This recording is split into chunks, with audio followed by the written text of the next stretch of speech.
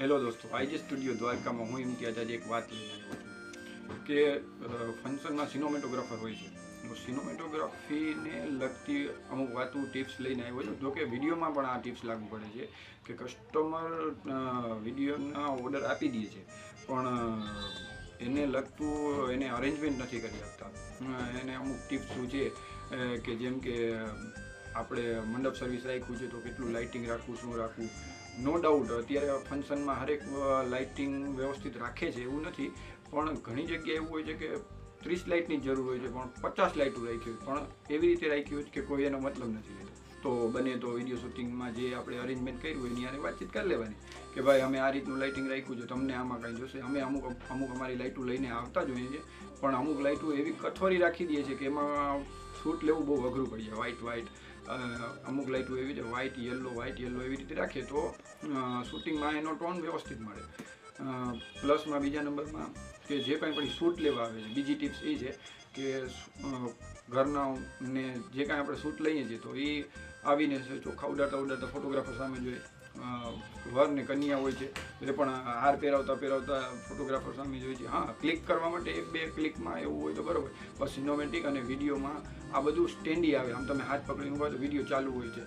એના કરતાં વિધિ કરી લ્યો. તમે ફોટોગ્રાફર હોય તો ફોટોગ્રાફર એની રીતે તમને કહે ત્યાં જોવાનું, પણ આ તો એવું પહેલેથી આવેલું જ આવે છે કે ભાઈ કેમેરામેન સામું જોવાનું. એવું નથી. નેચરલ વરમાળા પહેરાવો, ચોખ્ખા કંકુના ચાંદલા કરતા હોય તો એવી રીતે ચંકુ અને ચાંદલાની વિધિ થઈ જાય. નેચરલ ફોટો પણ સારા આવે છે. અને ત્રીજી ટિપ્સ એ છે કે એન્ટ્રી કરવાની છે કે ફાયર કરવાના છે કે XYZ કોઈ પણ વિધિ છે તો એમાં કીધેલું હોય કે ચાલીને આવશે અને ઓચિકતાના કોઈ સગાવાલા આવી જાય અને કહે કે ના એમ ના ચાલે, બુલેટમાં આપણે એન્ટ્રી કરવાની જાઓ, બરાબર કે ઓકે. નો વિડીયા શૂટિંગવાળાને કોઈ જાતની કંઈ ખબર ન હોય, એની ટીમને કહી રાખ્યું હોય કે ભાઈ ચાલીને આવશે કે આ કે તે કે એ રીતનું શૂટ ગોઠવ્યું હોય કે ભાઈ એક વાઇડ એંગલનો ને આ ને તેને, તો આવે ભાઈ બુલેટમાં આવી ગયા પછી ટીમનું બધું જે મેનેજમેન્ટ હોય બધું અવર થઈ જાય કે હવે શું કરવું.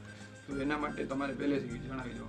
ફટાકડા ફાયર કરવા છે તો ભાઈ બેકગ્રાઉન્ડમાં રાખ્યા છે કે વચ્ચોવચ રાખવા છે કે એ રીતનું ગન ફાયર કરવાનું છે તો એ XYZ બધી વસ્તુ તમે વિડીયોગ્રાફરને જણાવી દો તો વિડીયોગ્રાફરને પણ ખબર પડે કે ભાઈ આ મુમેન્ટ આપણે કેપ્ચર કરવાની છે. તમે ફાયરનું તો 1 થી 2 મિનિટમાં તો પૂરું થઈ જાય. અમે અહીંયા તમારો શોટ લેતા ત્યાં લેવા જઈએ તો એન્ટ્રી વહી જાય અને એન્ટ્રીનું કરવા જઈએ તો ફાયર વહી જાય. પણ એમાં એક મુમેન્ટ લેવા માટે જો અમને તમે પહેલેથી કહી દીધું હોય તો એ 2 મુમેન્ટ આવે એ રીતના અમે એંગલ ગોઠવીને બેસી જાય કે ભાઈ અહીંયાથી આ રીતે ફાયર થવાનો છે ને આ કરવાનું છે. તો આ 2-3 ટિપ્સ હતી એ ખાસ ધ્યાન રાખે મારા કસ્ટમર માટે.